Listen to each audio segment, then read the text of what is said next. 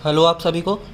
तो आज हम लोग पढ़ेंगे अनबाउंडेड नैपसैक की रिकर्सिव अप्रोच के बारे में कि अनबाउंडेड नैपसैक होता क्या है और इसको हम अगर सॉल्व करेंगे तो इसका रिकर्सिव कोड क्या होगा। ठीक है, तो मैं आपको बता चुका हूँ इससे पहली वीडियो में कि अनबाउंडेड नैपसैक क्या होता है। नैपसैक टाइप्स ऑफ नैपसैक की जो वीडियोस में मैंने बताया कि अनबाउंडेड नैपसैक क्या होता है, मैं एक बार और बता देता हूँ। अनबाउंडेड नैपसैक में क्या होता है कि जैसे कि हमारे पास ये नैपसैक है, मान लो ये नैपसैक है और हमारे पास आइटम एरे दिया हुआ है, ये आइटम एरे है अपना।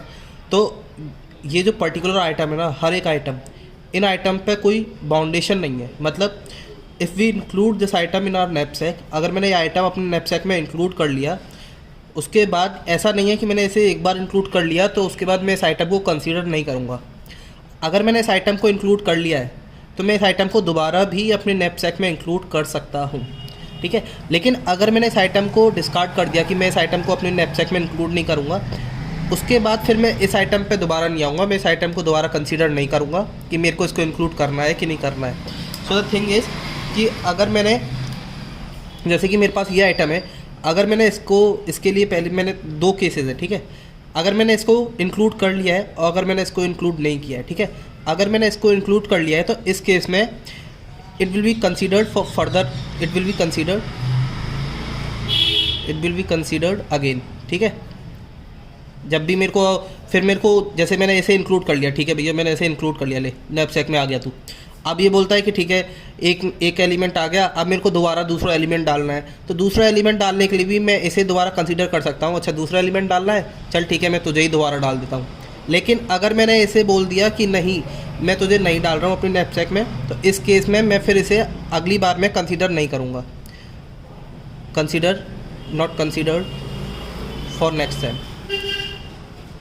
ठीक है, कैसे, मतलब कि जैसे कि मैंने इस आइटम को बोल दिया कि जैसे मान लो ये है मेरे पास एरे, ये है, मैंने ये वाला जो मेरा आइटम है मैंने इसको बोल दिया कि मैं आपको कंसीडर नहीं कर रहा हूँ भाई, मैं आपको अपने नैपसैक में इंक्लूड नहीं कर सकता हूँ। ठीक है, फिर मैंने दोबारा देखा तो कि नैपसैक बोलता ठीक है आपने इसको इंक्लूड नहीं किया, आप मेरे को दूसरा एलिमेंट दो। अब दूसरा एलिमेंट जब देने की बारी आएगी तब मैं इसको नहीं देखूंगा कि अच्छा मैं दूसरे देना है, अच्छा इसको दे सकता हूँ, लेकिन मैं तो इसे पहले डिस्कार्ड कर चुका हूँ, मैं इसे डिस्कार्ड कर चुका हूँ, तो ठीक है ये डिस्कार्डेड है, ये परमानेंटली डिस्कार्ड हो चुका है। ठीक है, तो ये थोड़ा सा डिफरेंस है कि अगर आपने आइटम एक बार इंक्लूड कर लिया है तो आप उसे दोबारा इंक्लूड कर सकते हो, जबकि अगर आपने आइटम एक बार डिस्कार्ड कर दिया तो फिर वो परमानेंटली डिस्कार्ड होगा, फिर आपके नैपसैक में इंक्लूड नहीं होगा।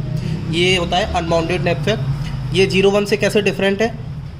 0-1 में हमारे पास सिर्फ एक ही कॉपी होती थी अपने एलिमेंट की, कि अगर हमने एक बार अपने आइटम को इंक्लूड कर लिया, मतलब अगर हमने एक बार इंक्लूड कर लिया या एक्सक्लूड कर दिया, उसके बाद हम उस आइटम को दोबारा कंसीडर नहीं करेंगे अपने इंक्लूजन में या एक्सक्लूजन में। ठीक है, जबकि यहाँ पर क्या है कि अगर हमने इंक्लूड कर लिया तो हम उसे दोबारा भी डाल सकते हैं, 3 बार 4 बार, जितना हमारा मन करे उतनी बार हम उसे डाल सकते हैं। ठीक है, तो ये हमारा अनबाउंडेड नैपसैक हो गया। अब आती है इसकी बारी कोड पर। ठीक है, तो देखो हम 0-1 नैपसैक का जो हमने कोड लिखा था ना रिकर्सिव, उसी से हम बस वेरिएशन देखेंगे। तो सबसे पहले मैं आपको बता दूं कि हम 0-1 नैपसैक का कोड देख लेते हैं। तो देखो 0-1 नैपसैक का कोड था, उसमें बेस कंडीशन थी, बेस कंडीशन तो यहाँ भी सेम रहेगी, बेस कंडीशन में यहाँ पर कोई चेंज नहीं आएगा। बाकी हम वो देख लेते हैं। तो देखो कंडीशन क्या थी, सबसे पहले हमने लिखा था if weight of n-1 is less than equal to maximum weight capacity of our knapsack. ये हमारी बेस, ये हमारी कंडीशन थी इफ़ वाली। अगर ऐसा होता था तो हम क्या करते थे, रिटर्न मैक्सिमम, फिर हम क्या करते थे मैक्सिमम। अगर मैंने अपना आइटम इंक्लूड किया है तो मैं उसकी वैल्यू जो होगी वो प्लस कर दूंगा और अपना नैपसैक कॉल कर दूंगा। मैंने एक आइटम मतलब कंसीडर कर लिया तो अपने बचे हुए आइटम्स पे मैं अपना नैपसैक कॉल कर दूंगा। ठीक है, तो मैंने अपना नैपसैक कॉल कर दिया, वेट एरे, वैल्यू एरे। ठीक है, उसके बाद w minus weight of n-1 and n-1। ठीक है, ये मैंने अपना नैपसैक कॉल कर दिया अगर मैंने अपना आइटम इंक्लूड किया है। अगर मैं आइटम इंक्लूड नहीं करता हूँ तो मैं उसकी वैल्यू प्लस नहीं करूँगा, तो मैं डायरेक्ट नैपसैक कॉल करूँगा, वेट एरे, वैल्यू एरे, उसके बाद मैक्सिमम कैपेसिटी अपनी सेम रहेगी w, और यहाँ पर n-1 अपने एलिमेंट्स n-1 हो जाएंगे क्योंकि हम एक एलिमेंट कंसीडर कर चुके हैं। ठीक है, ये अपना हो गया इफ़। एल्स अगर हमारे जो एलिमेंट की जो वेट है वो अपने मैक्सिमम वेट से ज़्यादा है तो उस केस में हम क्या करते थे, रिटर्न, हम डायरेक्टली अपना नैपसैक कॉल कर देते थे बचे हुए आइटम पे, क्योंकि उसे तो हम कंसीडर कर ही नहीं सकते, सॉरी उसे तो हम कंसीडर कर ही नहीं सकते, तो हम डायरेक्टली कॉल कर देते थे वेट वैल्यू w और n-1, ठीक है। ये हमारा 01 नैपसैक का रिकर्सिव कोड था। अब हमने अनबाउंडेड नैपसैक का रिकर्सिव कोड लिखना है, ठीक है। मैंने आपको क्या बताया कि अगर हमने, दोबारा बता देता हूँ, जैसे हमारे पास एक एरे है, ठीक है, अगर हमारे पास एक एरे है, अगर इस एलिमेंट की बात करते हैं, ठीक है, अगर मैंने इसको इंक्लूड कर लिया है, ठीक है, अगर मैंने इसको इंक्लूड कर लिया है तो ये मैं कंसीडर करूँगा आगे भी कि मैं इसे दोबारा भी इंक्लूड कर सकता हूँ। लेकिन अगर मैंने इसे डिस्कार्ड कर दिया एक बार कि इसे मैं इंक्लूड नहीं करूँगा, तो फिर इसको आगे हम कंसीडर नहीं करेंगे। लेकिन अगर इंक्लूड किया है तो उसे कंसीडर करेंगे। इस बेसिस पे हमें अपने 01 नैपसैक के कोड में चेंजेस करने हैं, ठीक है। तो देखते हैं चेंजेस क्या होंगे। ये अपना 01 नैपसैक का कोड है, हमने देखा हुआ 01 नैपसैक का कोड। आप वीडियो देखोगे आपको क्लियर हो जाएगा कि 01 नैपसैक का कोड किस तरीके से लिखना है, ठीक है। तो कंडीशन सेम रहेगी। ये हमारा अगर एन जो अपना एलिमेंट है, अगर उसका वेट अपना कम होता है या बराबर होता है, तो हमारे पास दो चॉइस होती हैं कि अगर हम उसे इंक्लूड करना चाहते हैं कि उसे इंक्लूड नहीं करना चाहते हैं। और अगर हमारे उसका वेट ज़्यादा होता है तो हम उसे इंक्लूड करेंगे नहीं। ये अपने इस कोड का कंसेप्ट है, ठीक है। अब हम इसे अनबाउंडेड नैपसैक पे इसमें चेंजेस देखेंगे।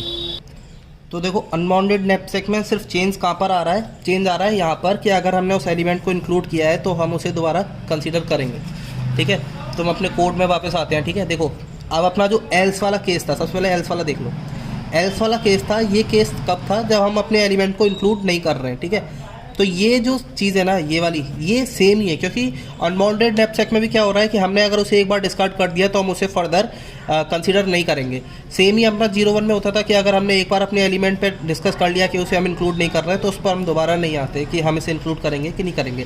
तो यानी कि अगर हम अपने एलिमेंट को डिस्कार्ड कर रहे हैं तो उसकी जो कोड होगा वो दोनों ही केसेस में सेम है, अनबाउंडेड में भी और बाउंडेड में भी, ठीक है।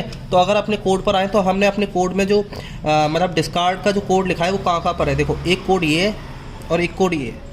ये कोड कब है, जब हमारे जो एलिमेंट है उसका वेट मैक्सिमम वेट से कम है। तो हमारे पास दो चॉइस है। दो चॉइस क्या क्या है, या तो हम उसे अपने नैपसैक में इंक्लूड करेंगे या उसे नहीं करेंगे। और अगर उसका ज़्यादा है अपने नैपसैक की मैक्सिमम कैपेसिटी दे तो हम उसे इंक्लूड कर ही नहीं सकते। तो ठीक है, तो ये जो दो लाइन है, ये वाला, ये जो चीज़ है और ये जो चीज़ है, ये दोनों एज इट इज़ रहेंगी, इनमें कोई चेंजेस नहीं आएगा। जो चेंजेस आएंगे वो इसमें आएंगे, इस वाले पार्ट में, इस वाले पार्ट में चेंजेस आएंगे यहाँ तक, ठीक है। यहाँ तक चेंजेस आएंगे, इस वाले पार्ट में कुछ चेंज होगा। अब वो चेंजेस देख लेते हैं क्या है। तो ये वाला जो पार्ट है ये हमने कब लिखा है, जब हमने अपने एलिमेंट को इंक्लूड किया है, ठीक है। अच्छा ठीक है, हमने इंक्लूड कर लिया तो हम मैक्स ही निकालेंगे, हमें मैक्सिमम प्रॉफिट चाहिए, ठीक है। हमने उसकी वैल्यू, हमने अपने एलिमेंट को इंक्लूड कर लिया और उसकी वैल्यू प्लस कर दी, ठीक है। हमने उसकी वैल्यू प्लस कर दी। अब हमने नैपसैक कॉल किया, ठीक है, रिकर्जन है तो नैपसैक कॉल करेंगे। नैपसैक में वेट एरे पास किया, वैल्यू एरे पास किया, और जो अपना मैक्सिमम मतलब नैपसैक की जो कैपेसिटी है वो मैक्सिमम W थी, हमने एलिमेंट इंक्लूड कर दिया तो उसमें से उसका वेट घटा देंगे, ये भी सही है, ठीक है। और यहाँ पर हमने n-1 पे कॉल कर दिया। तो सिर्फ जो चेंज होगा ना वो यहाँ पर होगा, ये चेंज होगा। ये n-1 पे कॉल होने की जगह ये n पर कॉल होगा, ठीक है। यहाँ पर n-1 नहीं आएगा, यहाँ पर n आएगा। अच्छा n क्यों आएगा ये भी देख लेते हैं। तो देखो मैंने आपको बताया ना, जैसे कि देखो ये मेरा नैपसैक है, ठीक है, और ये मेरा आइटम एरे होगा, ठीक है। मान लो 1 2 3 4, ठीक है, ये मेरा आइटम एरे हो गया। मैं इस एलिमेंट पर आया, ठीक है, मैंने इस एलिमेंट को देखा, क्या मैं इसकी मैक्सिमम कैपेसिटी, मान लो इसकी मैक्सिमम कैपेसिटी 3 है, ठीक है, मैक्सिमम कैपेसिटी है ये, ठीक है। मैं इस आइटम पे आया, ठीक है, इस आइटम को मैंने देखा क्या है, इसकी मैक्सिमम, इसकी जो कैपेसिटी है, इसकी कैपेसिटी 1 है। क्या इसकी कैपेसिटी मैक्सिमम कैपेसिटी से कम है? हाँ, इसकी कैपेसिटी मैक्सिमम कैपेसिटी से कम है। अगर इसकी कैपेसिटी मैक्सिमम कैपेसिटी से कम है तो अपनी इफ वाली कंडीशन ट्रू हो रही है तो ये अंदर आएगा, ठीक है। अब ये देखेगा मेरे पास, इसके पास दो चॉइस है, या तो मैं इसे इंक्लूड करूँ या मैं इसे इंक्लूड नहीं करूँ अपने नैपसैक में, ठीक है। अब मान लो कि देखो इंक्लूड नहीं कर रहे हैं, वो वाली कंडीशन तो आपको समझ में आ गई। हम इस वाली कंडीशन पे बात कर रहे हैं, ठीक है। हमारा नैपसैक है, अनबाउंडेड नैपसैक का कोड है। तो मैंने मान लो इस एलिमेंट को इसमें इंक्लूड कर दिया, ठीक है, मैंने ये एलिमेंट अपना इसमें इंक्लूड हो गया, ठीक है। अब हुआ क्या, ठीक है, अब अपना अभी नैपसैक फुल तो भरा नहीं है, अपने नैपसैक में अभी जगह बची है। इसकी कैपेसिटी 3 थी और मैंने 1 कैपेसिटी का एलिमेंट डाला है, तो अभी इसमें 2 कैपेसिटी की अपनी जगह है। ठीक है। अब ये क्या बोलेगा, मेरे को और एलिमेंट दो। ठीक है, हम गए, हम दोबारा अपने एरे में गए, हमने देखा कि यार अपना जो नैपसैक है ना वो और एलिमेंट मांग रहा है, लेकिन उसने क्या है, उसने ऐसी कोई कंडीशन नहीं लगा रखी है कि अगर आपने एक एलिमेंट एक बार डाल दिया है तो आप उस एलिमेंट को दोबारा नहीं डाल सकते हो। लेकिन उसने ये बोल रखा है कि अगर आपने उसे नहीं डाला तो फिर आप उसे नहीं डालोगे, लेकिन अगर डाल दिया है तो आप उसे दोबारा भी डाल सकते हो। ठीक है, तो मैं यहाँ पर आया, अब मैंने एक बार तो इसे इंक्लूड कर दिया था। ठीक है, अब मैंने देखा कि अब मेरे पास कितने एलिमेंट बचे हैं भाई, अभी भी 4 बचे हैं मेरे पास, क्योंकि मैं इस वाले एलिमेंट को दोबारा डाल सकता हूँ ना, तो अभी भी 4 ही बचे। तो मैंने मान लो इसे एक और बार डाल दिया, फिर दोबारा आया, फिर मैंने देखा अच्छा अभी भी 4 ही बचे हैं। तो वही सेम कंडीशन यहाँ हो रही है। यहाँ पर क्या हो रहा है कि यहाँ पर हम अपना जो नैपसैक था, हमने जब ये इफ वाली कंडीशन अपनी ट्रू हुई ना, तो ये वाला जो पहला वाला ये जो चीज़ थी, ये पहला वाला जहाँ पर हमने रिकर्जन कॉल किया था, ये यहाँ पर हमने क्या देखा था कि अपना हम एलिमेंट इंक्लूड कर रहे थे, तो हमने एलिमेंट इंक्लूड किया था तो उसकी वैल्यू प्लस कर दी थी। उसके बाद हमने नैपसैक कॉल किया था, अब हमने उसको एलिमेंट को इंक्लूड किया है और नैपसैक कॉल करेंगे, तो नैपसैक जो कॉल करेंगे वो हम अपने, क्योंकि हमारा जो एरे है ना उसमें एलिमेंट तो उतनी रहेंगे ना, हमने इसे इंक्लूड कर दिया, लेकिन हम इसे दोबारा भी तो इंक्लूड कर सकते हैं। तो जो यहाँ पर जो हम n-1 पे कॉल कर रहे थे ना, वो n-1 पे कॉल नहीं होगा, वो अब होगा n पे कॉल। तो जो कोड होगा ना, तो अब आप लोग कोड क्या है, तो फाइनली एक कोड लिखें, तो जो कोड होगा ना वो किस तरीके से होगा, वो इस तरीके से होगा अनबाउंडेड नैपसैक का, if weight of n-1 is less than equal to w maximum capacity, then return maximum of, maximum return करना है हमें। सबसे पहले हम लिखेंगे हमने अपना एलिमेंट इंक्लूड किया है, ठीक है, तो हमने उसकी वैल्यू प्लस कर दी। ठीक है, वैल्यू प्लस कर दी, प्लस नैपसैक कॉल किया हमने, रिकर्जन कॉल किया अपना। ठीक है, हमने रिकर्जन कॉल किया है, तो रिकर्जन कॉल करने के बाद क्या होगा, अपना वेट एरे पास करेंगे। ठीक है, हमने वेट एरे पास कर दिया, हमने वैल्यू एरे पास कर दिया, हमने एलिमेंट इंक्लूड कर दिया है, तो मैक्सिमम कैपेसिटी जो थी w, उसमें से उसकी कैपेसिटी घटा देंगे, तो यहाँ पर कैपेसिटी घट जाएगी w minus weight of n-1।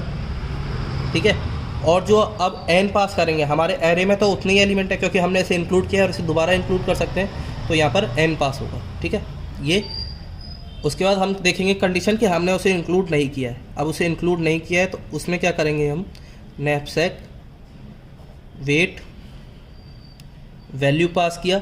ठीक है, हमने इंक्लूड नहीं किया तो w एज इट इज़ रहेगा। ठीक है, और हमने एक बार डिस्कार्ड कर दिया तो हम उसे दोबारा कंसीडर नहीं करेंगे, तो यहाँ पर n-1 आ जाएगा। ठीक है, और else return knapsack weight value w n-1। ठीक है, ये सिंपल सा कोड है, कोई डिफरेंस नहीं है, बस ये एक छोटा सा डिफरेंस है यहाँ पर। सो ये 0-1 नैपसैक से ही हमने डेराइव किया है। अब 0-1 नैपसैक वाला देखोगे आपको क्लियर हो जाएगा। अब इससे अगली वीडियो में हम देखेंगे इसका टॉप डाउन। ठीक है, तो एक बार आप खुद ट्राई करना, मैंने आपको टॉप डाउन लिखने का तरीका बताया था, टॉप डाउन किस तरीके से लिखते हैं, तो एक बार आप खुद ट्राई करना, बाकी फिर हम अगली वीडियो में देखेंगे। आप मैच कर लेना आपका सही है कि नहीं। ठीक है, तो मिलते हैं अगली वीडियो में। Thanks for watching this video.